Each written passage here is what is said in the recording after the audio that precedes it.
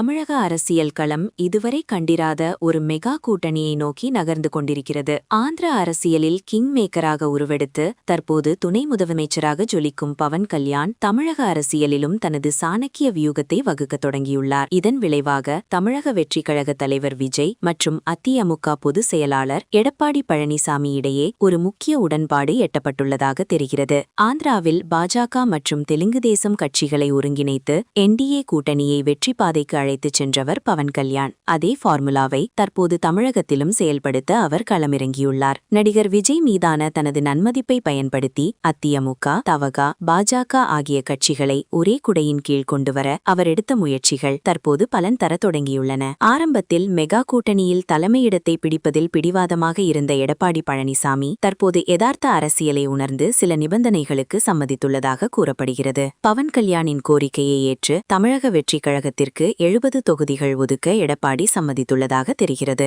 மிக முக்கியமாக ஆட்சியில் அதிகார பகிர்வு என்ற அடிப்படையில் 5 ஆண்டுகளில் 2.5 ஆண்டுகள் விஜய்க்கு முதலமைச்சர் பதவி என்ற அதிரடி நிபந்தனைக்கு எடப்பாடி தரப்பு பச்சை கொடி காட்டியுள்ளதாக தகவல் கசிந்துள்ளது. இந்த கூட்டணியை உறுதிப்படுத்த பாஜக தரப்பிலிருந்து தேர்தல் செலவுகளுக்கான முழு நிதி ஒத்துழைப்பு வழங்கப்படும் என உறுதியளிக்கப்பட்டுள்ளதாக கூறப்படுகிறது. திமுக எனும் பலமான அரணை தகர்க்க வேண்டுமானால் வாக்குகள் சிதறாமல் இருக்க இத்தகைய ஒரு மெகா கூட்டணி அவசியம் என்பதை அனைத்து தரப்பினரும் உணர்ந்துள்ளனர். விஜயின் மக்கள் செல்வாக்கு, அதிமுகவின் கட்டமைப்பு மற்றும் பவன் கல்யாணின் அரசியல் வியூகம் என மூன்றும் இணைந்தால் அது வரும் சட்டமன்ற தேர்தலில் மிகப்பெரிய தாக்கத்தை ஏற்படுத்தும் என்பதில் சந்தேகமில்லை. அரசியலில் நிரந்தர நண்பனும் இல்லை, நிரந்தர எதிரியும் இல்லை என்ற பழமொழிக்கு ஏற்ப விஜய்க்காக எடப்பாடி இறங்கி வந்திருப்பது தமிழக அரசியலில் ஒரு புதிய அத்தியாயத்தின் தொடக்கமாகும்.